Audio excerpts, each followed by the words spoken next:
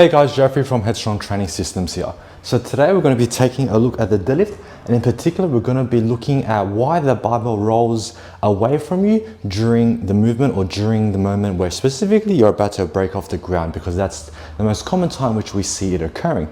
Essentially, when we're going to talk about the issue of the barbell rolling away from you, we have to first look at why that is a problem. And ideally, we know that when we're looking to execute the deadlift, if we're taking a view, at the view from the side where the end cap of the barbell is, we want the barbell to travel up completely in a completely vertical line, so it goes straight up and straight down. In application, if you were to keep an eye on that barbell, you see that during my movement, it goes up and then it comes back down. And during that whole time, it goes up and straight down. And the reason we want that happening is because that is the path of least resistance, or the most efficient path where the barbell is going from point A to point B, the lockout, in the shortest path possible, as that is the most efficient and effective. Now, the problem that we're talking about today is when that barbell rolls away from us. So say I'm in this position, I'm going to deadlift, and then during the movement, you see that barbell, it will roll forward like that. So you see that barbell, as I'm going to pull my movement through, it moves forward. And so why that's an issue and why we want to talk about that or break that down is because it goes back to, it's not now that bar path and the movement of the barbell, it's not efficient. It's rolling forward, so it's increasing extra variables of horizontal movement. And then, but secondly, when it does roll forward, it then puts us out of position, where because we know the midfoot, or the most efficient part of our body, is on the shins over our midfoot. If the barbell is now rolling away from us, then there might be an overcorrection where you have to roll it back, or one side might roll more than the other, etc.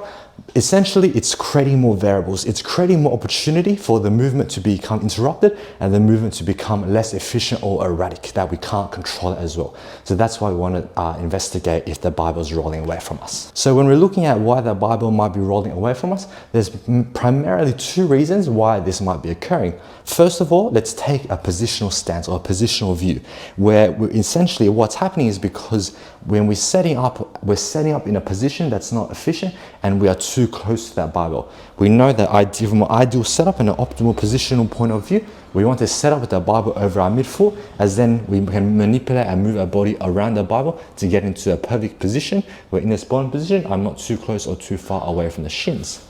But what's happening is that if it's a positional problem, most likely you're setting up too close to the barbell. And so when you're getting down into position and you need more knee travel and you're squatting down and getting low into position, you're too close to the barbell from your initial setup of how you stood up, where you placed yourself, so that as you're going down to position, you're too close and you're pushing the barbell away from you. So that's a positional issue where you're too close and you have to push the barbell away from you.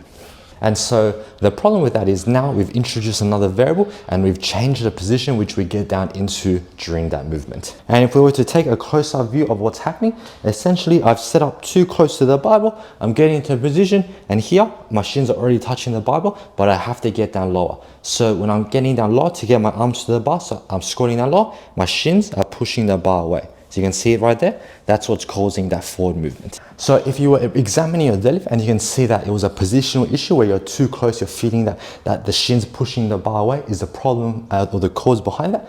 A very simple correction is to adjust your positioning and adjusting your foot placement so that you're more further back and there was more space for you to hinge down into the optimal position where that roll doesn't occur. Now, secondly, we might also see a roll away of the barbell from us during our wedge when we're getting ourselves into a position because we are being too aggressive or too erratic.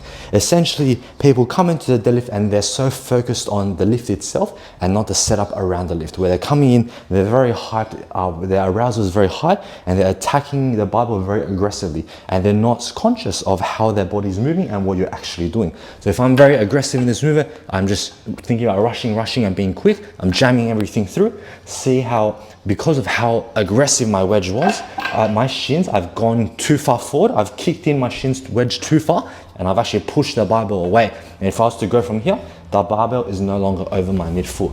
So quite simply, one of the causes for that barbell moving away from you could be your approach and how you are going to how you're executing your setup, your slack pull and your wedge, and you're executing it too aggressively, and that's causing, when you're doing something too much, like you're wedging, but you're wedging through too much because of how fast and how much momentum you're using to jam everything in, going too fast, and that's causing that barbell to be pushed out of position. So simply in addressing that, we want to then think about our setup as something where we want it to be controlled and we want to execute it well, because when we execute it well, then everything is positioned, everything is maintained in position, and we can achieve a good lift. Rather, we don't want to be we don't want to be focusing on moving things quick and thinking about aggression and speed, because that speed and aggression in the setup doesn't translate to speed in the lift itself. Rather, when we have a controlled and effective setup, that will enable a quick and smooth lift. So that's all from me today, guys. Hopefully that was helpful for you, and I'll catch you guys next time. Take care.